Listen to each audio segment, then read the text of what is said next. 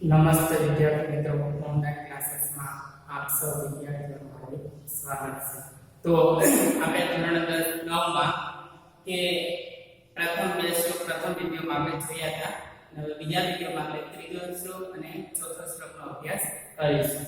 તો વિદ્યાર્થી મિત્રો, આપણે જે પ્રથમ જે શ્લોક હતો તો એમાં આપણે અગ્નિદેવની સ્તુતિ કરવામાં આવી હતી. બીજો જે શ્લોક હતો એમાં પણ અગ્નિદેવતાની સ્તુતિ કરવામાં આવી હતી. તો હવે આપણે ત્રીજા શ્લોકમાં કે જે ત્રીજો શ્લોક છે તે યજુર્વેદનો શ્લોક છે, મંડળ 41મો શ્લોક છે. તો હવે કઈ વસ્તુ, તો અહીંયા નમઃ, અહીંયા જે નમસ્કાર કરવામાં આવે છે વંદન, કેમ કે આપણે જે વિષયાંગ છે સમાર્ચન પૂજન વંદન, તો અહીંયા કઈ કે નમઃ નમસ્કાર,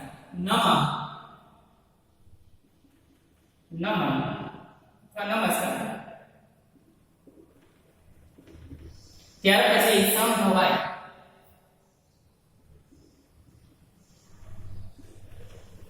એટલે કલ્યાણ જન્માવનાર.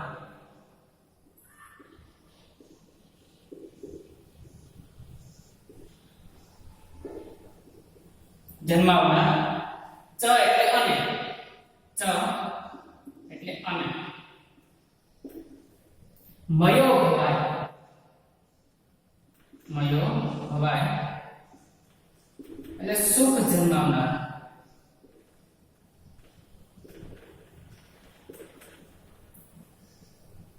સંકરાય એટલે કલ્યાણ કરનાર. હવે આપણે જોઈએ કે નમઃ સંભાય, તો અહીંયા કલ્યાણ જન્માવનારને નમસ્કાર. નમઃ એટલે નમસ્કાર અથવા તો વંદન. સંભવાય એટલે કલ્યાણ જન્માવનાર, જે કલ્યાણનો જન્મ આપે છે, ભદ્રમ કલ્યાણ ભવતિ, જે કલ્યાણ મંગલમ કરે છે, તો એમને અહીંયા નમસ્કાર કરવામાં આવ્યા છે. તો સંભવાય નમઃ, સંભવાય નમઃ, કલ્યાણ જન્માવનારને નમસ્કાર. આપણે સૌપ્રથમ એટલું ભાષાંતર કરશું. તો એવું કીધું કે નમઃ સંભવાય, સંભવાય એટલે કલ્યાણ જન્માવનારને નમસ્કાર હો. યજુર્વેદનો જે શ્લોક છે એમાં હું કીધું કે નમઃ સંભવાય તો કલ્યાણ જન્માવનારને નમસ્કાર હો. મયો ભવાય નમઃ, મયો ભવાય, મયો ભવાય એટલે સુખ જન્માવનાર.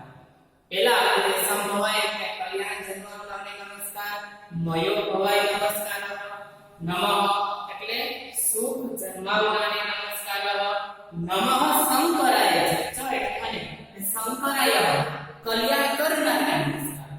શંકરાય એટલે કલ્યાણ કરનારને નમસ્કાર. મયસ્કરાય, મયસ્કરાય એટલે સુખ કરનારને નમસ્કાર હો.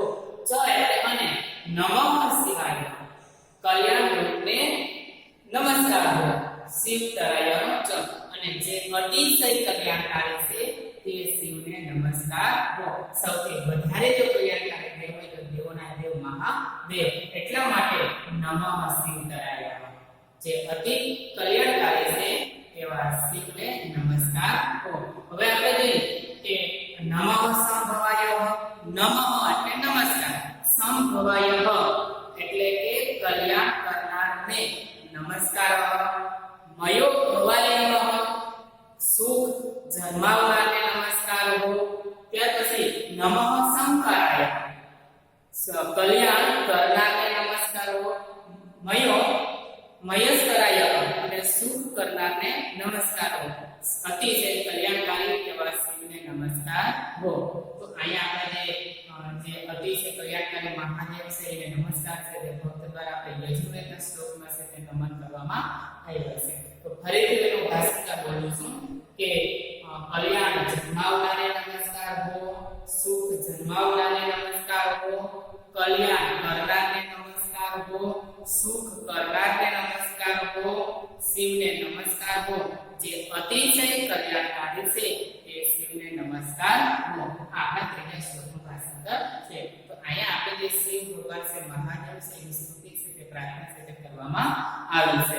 ફરી એક બોલો છું કે કલ્યાણ જન્માવનારને નમસ્કાર હો, સુખ જન્માવનારને નમસ્કાર હો, કલ્યાણ કરનારને નમસ્કાર હો, સુખ કરનારને નમસ્કાર હો. જે અતિશય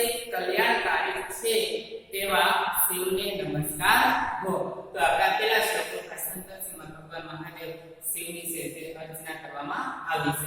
હવે આપણો આ લૌકિક છે કે લોકો દ્વારા સ્તુતિ કરવામાં આવી છે. તો હવે આપણે કહીએ કે યહ એટલે છે બ્રહ્મા. તો અહીંયા જે આ બ્રહ્મા છે, બ્રહ્મા, વરુણ, ઇન્દ્ર, રુદ્ર, મરુત, આ બધાય છે તે દેવો છે. એટલા માટે દેવેતર સમાસ તરીકે ઓળખવામાં આવે છે. દેવેતર સમાસ તરીકે. તો જેમને બ્રહ્મા, વરુણ, ઇન્દ્ર, રુદ્ર, મરુત આદિ દેવો દિવ્ય સ્તોત્ર વડે સ્તુતિ કરે છે. દિવ્ય એટલે દિવ્ય, દિવ્ય સ્તવે સ્તુતિ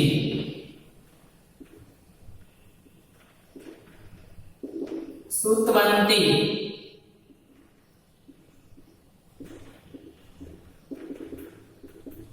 સ્ત્રોત અથવા તો સ્ત્રોત. તો હવે હું કીધું કે બ્રહ્મા, વરુણ, ઇન્દ્ર, રુદ્ર, મરુત આદિ દેવતાઓ યમ એટલે જેમની દિવ્ય એટલે દિવ્ય સ્ત્રોત વડે સ્તુતિ કરે છે. પહેલે રીતે ભાષાંતર. તો અહીંયા બ્રહ્મા છે કે આ બ્રહ્મા, વરુણ, બ્રહ્મા એટલે આપણે ખબર છે બ્રહ્મા, વિષ્ણુ અને મહેશ એ બ્રહ્માની વાત કરવામાં આવી છે. તો આ ઇતરેતર દેવોત્તર સમાસ થાય છે. તો જેમની યમ એટલે જેમની બ્રહ્મા, વરુણ, ઇન્દ્ર, રુદ્ર, મરુત આદિ દેવતાઓ દિવ્ય સ્ત્રોત વડે સ્તુતિ કરે છે. દિવ્ય સ્ત્રોત વડે સ્તુતિ કરે છે.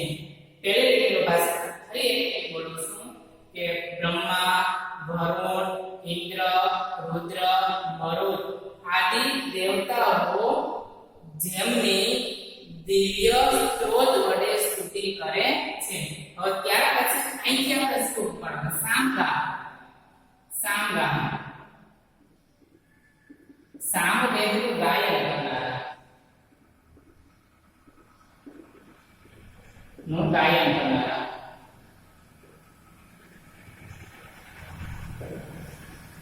ય એટલે છે, ગાયંતી એટલે ગાય.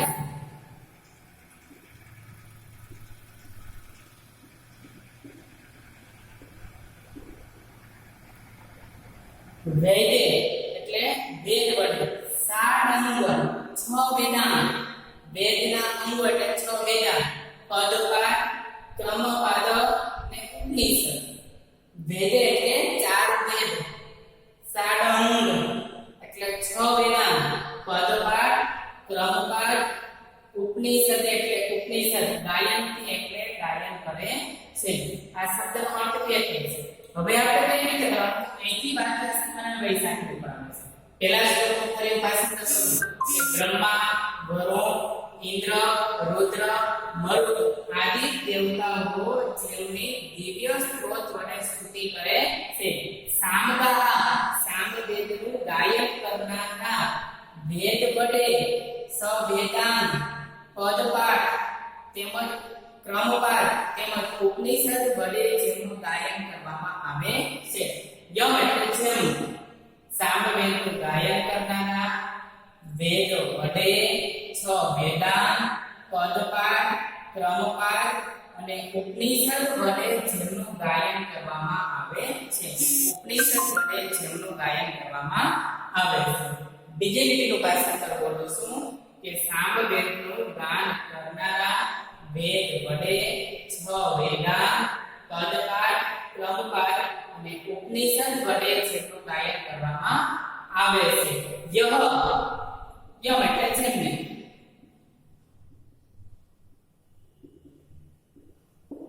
યોગીનો એટલે યોગીનો.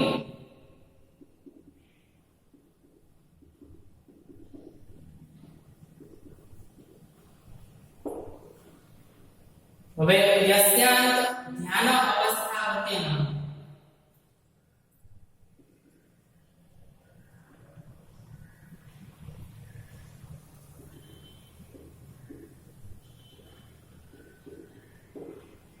ધ્યાનની અવસ્થાથી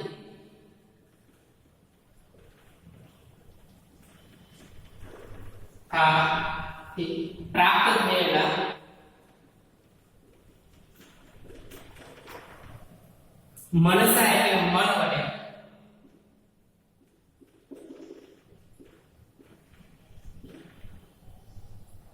સુર અસુરા સુરા સુર ગણા એટલે દેવ અને દાનવ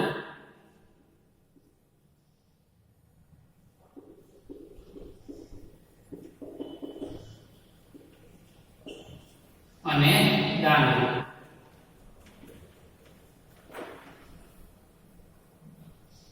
अस्यांत अस्यांत અહીં લખું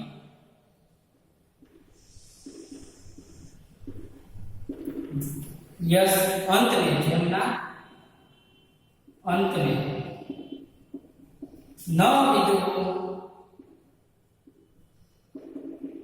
विदु એટલે જાણી ન વિદુ એટલે જાણી શકતા નથી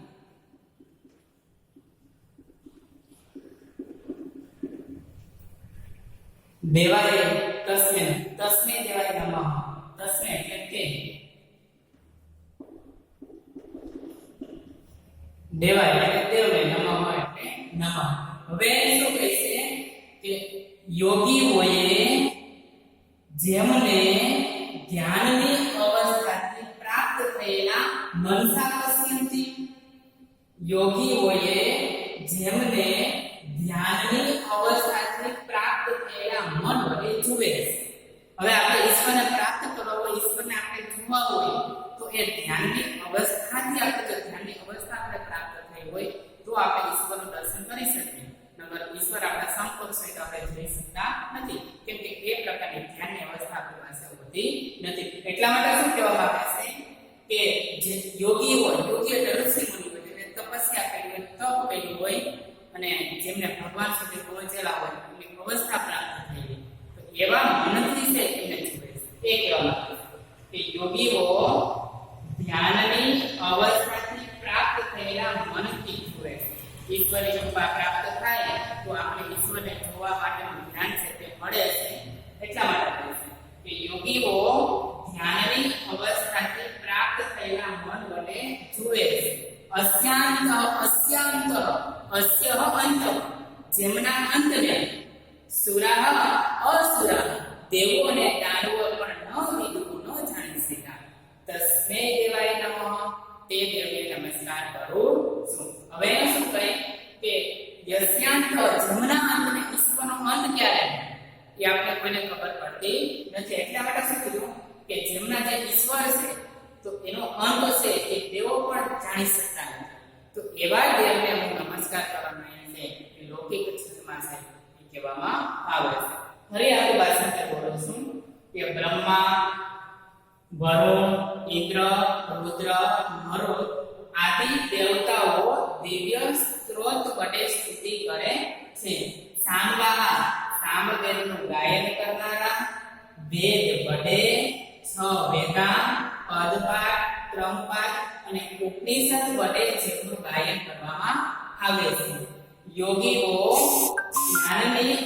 યોગીઓ જેમને ધ્યાનની અવસ્થાથી પ્રાપ્ત થયેલા મન વડે જુએ છે જેમના અસ્ಯಾಂત જેમના અંતને દેવો અને દાનવો પણ જાણી શકતા નથી તે દેવને નમસ્કાર કરું છું કેવા દેવને નમસ્કાર કરવામાં આવ્યા છે કે બ્રહ્મા વરુણ ઇન્દ્ર રુદ્ર મરુત આદિ દેવતાઓ જેમના વડે સ્તુતિ કરે છે સામવેદનું જ્ઞાન કરનારા વેદો વડે 6 વેદાંત પદપાઠ ક્રમપાઠ અને ઉપનિષદ વડે ગાયન કરે છે યોગીઓ જેમને ધ્યાનની અવસ્થાથી પ્રાપ્ત થયેલા મન વડે જુએ છે જેમના અંતને દેવો અને દાનવો પણ જાણી શકતા નથી તે દેવને નમસ્કાર કરવાના તે દેવને નમસ્કાર કરું છું તો આપણા લૌકિક છંદ છે અને આ આપણે યજુર્વેદનું છંદ છે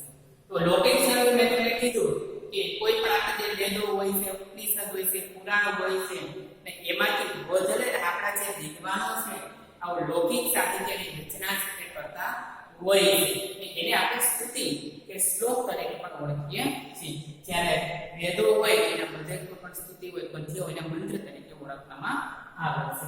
તો આપણે કયો શ્લોક આપણે જોઈ ગયો કે સુખ કલ્યાણ જન્માવનારને નમસ્કાર હો, સુખ જન્માવનારને નમસ્કાર હો, કલ્યાણ કરનારને નમસ્કાર હો, સુખ કરનારને નમસ્કાર હો, જે અતિશય કલ્યાણકારી છે એવા શ્રીને નમસ્કાર હો. બીજા શ્લોકમાં આપણે જોઈએ કે બ્રહ્મા, વરુણ, ઇન્દ્ર, રુદ્ર, મરુત આદિ દેવતાઓ જેની દિવ્ય સ્ત્રોત વડે સ્તુતિ કરે છે. સામવેદનું ગાન કરનારા, વેદ વડે 6 વેદાંત, પદપાઠ, ક્રમપાઠ અને ઉપનિષદ વડે જેનું ગાયન કરવામાં આવે છે.